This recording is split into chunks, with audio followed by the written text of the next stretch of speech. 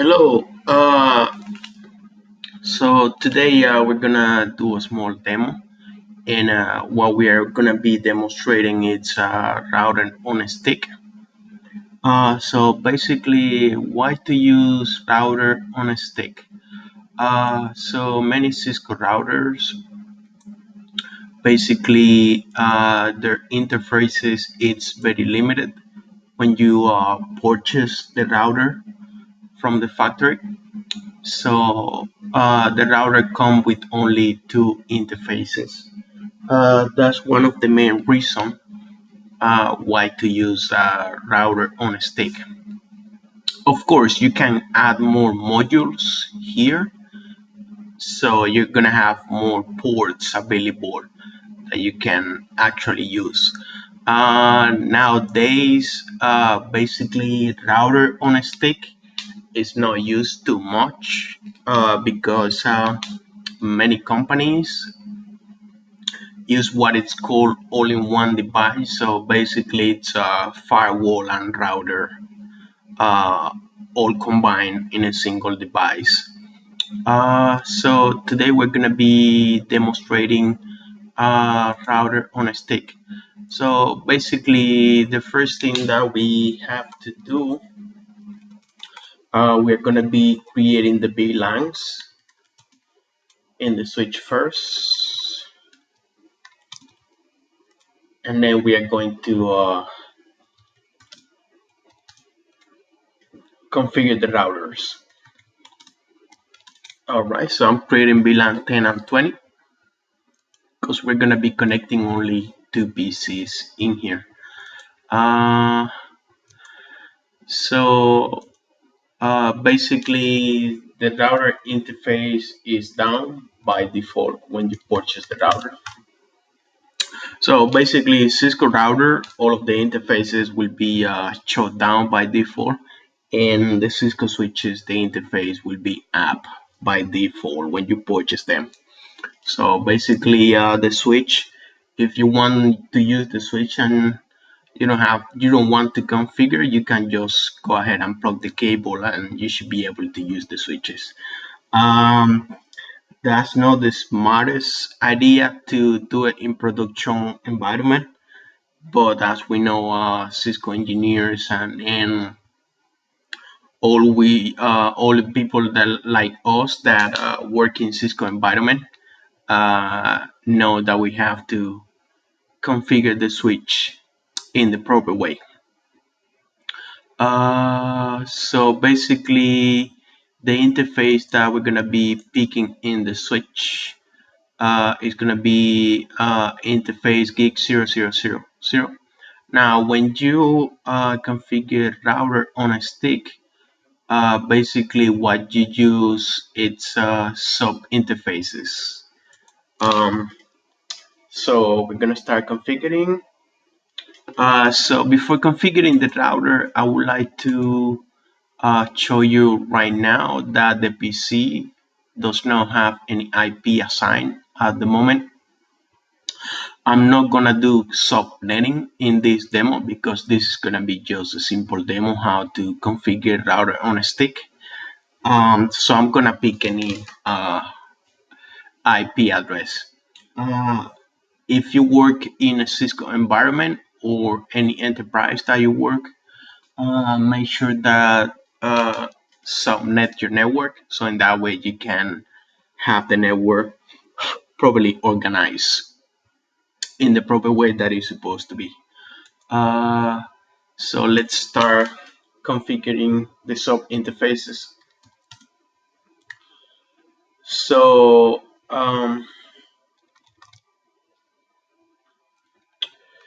all right, so we configure the first sub interface that is going to be gig 000.10 because that is going to be for VLAN 10.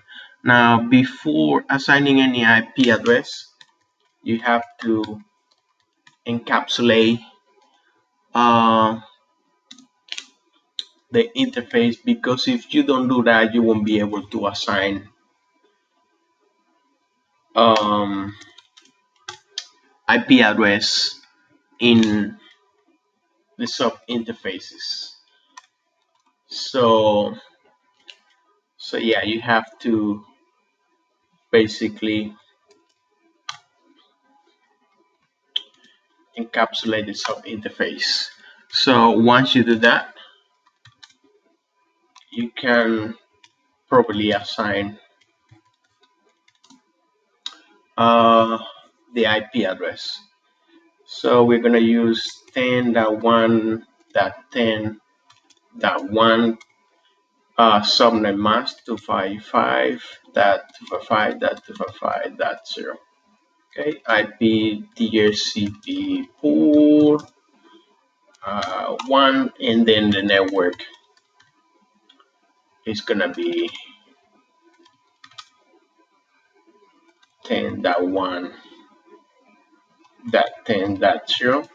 Okay, 255.255.255.0. Okay, so basically our first VLAN and sub interface is configured. All right, so we're gonna jump into we're going to jump into the second configuration, which is gonna be sub interface that 20 that belongs to VLAN 20.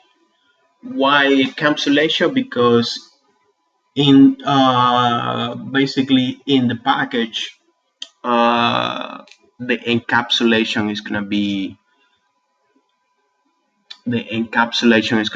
tagged, so a packet will know which VLAN is gonna be sending the traffic to.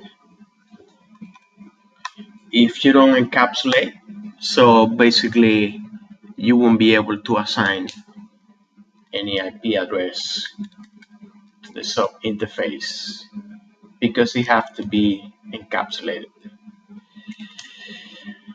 IP address 10.2.10.1, and then the subnet mask 255.255.255.0. Okay, IP DHCP pool 2, and then basically the network is gonna be 10.2.10.0, subnet mask 255.255.255.0. Okay, so we have, oh, I'm sorry. So I forgot to pick the interface backup. So if we don't do that, basically nothing is gonna happen. So config t interface gig 0.0.0, and then we apply notion. Okay, so once we do that, the interface is gonna be up, and then it's gonna start basically sending the traffic to the switch and the PCs. Another thing that we have to do is we have to properly assign the VLANs to the interfaces. So interface FA0.2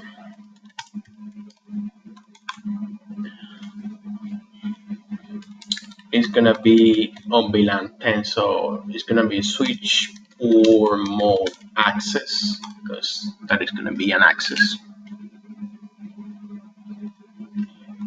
Switch or mode access. Okay, and then switch or mode access VLAN 10. I'm sorry, switch port access VLAN 10. So basically that interface is gonna be a member of VLAN 10. Okay, so now we are going to configure interface FA03 to be member of VLAN 20.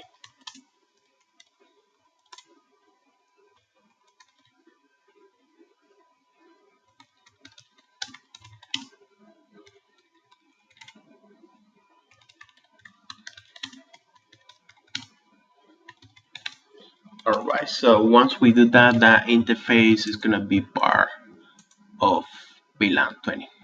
Okay, so as we see, we basically we configure the sub interfaces in the router, and we configure the two interfaces to be on access mode and part of the VLANs that were configured in the switch.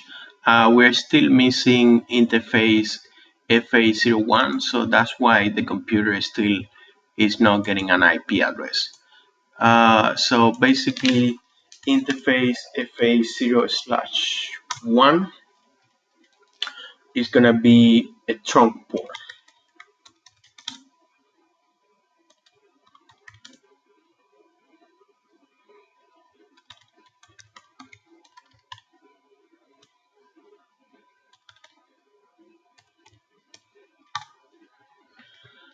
Okay, so now switch port.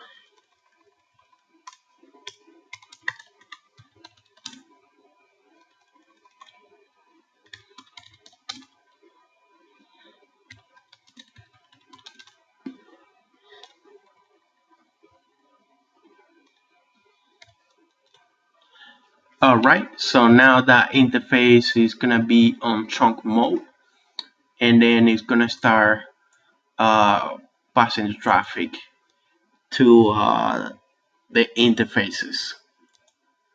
If we configure the interface on access mode by mistake, nothing is gonna happen because basically the router is not gonna send the traffic to the interfaces, and then the switch is not going to recognize uh, where to send the packets. So from the switch to the router, it has to be on trunk port.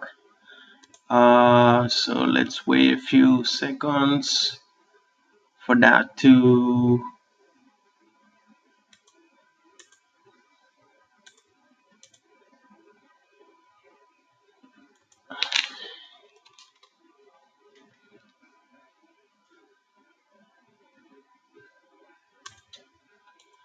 communicate and send the traffic. I think it's still negotiating. Okay, so we see that PC2 already have an IP address. Okay, so PC1, let's see why PC1 is not grabbing an IP address. Okay, PC1 still is not getting an IP address. Okay, so let's wait a few seconds. By the way, I'm using Packet Tracer here. So sometimes we have to wait a little bit for the switch to negotiate.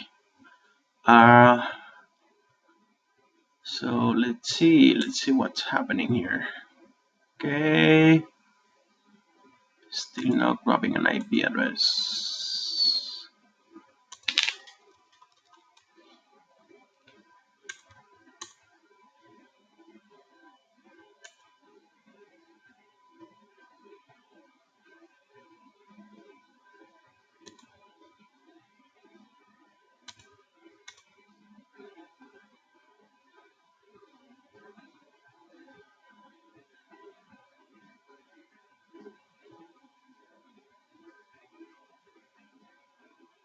Oh, okay, so I see what's the problem here.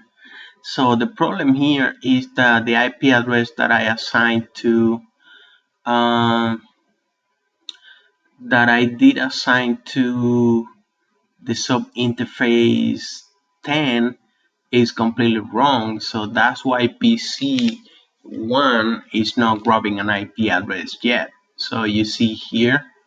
So basically, the packets it doesn't know where to send the frame.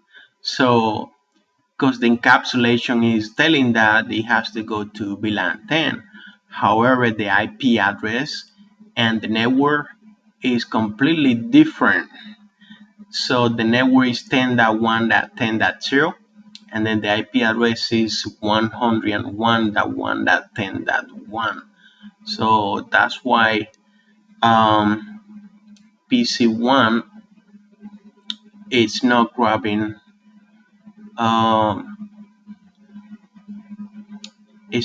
the IP address. So let's fix that. Uh, Otherwise, the PC is not gonna grab any IP address. So we enter in the sub interface. Okay. Encapsulation.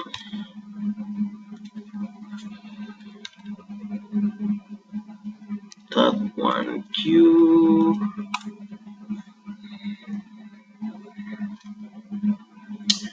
Encapsulation .1q10. Okay. IP address.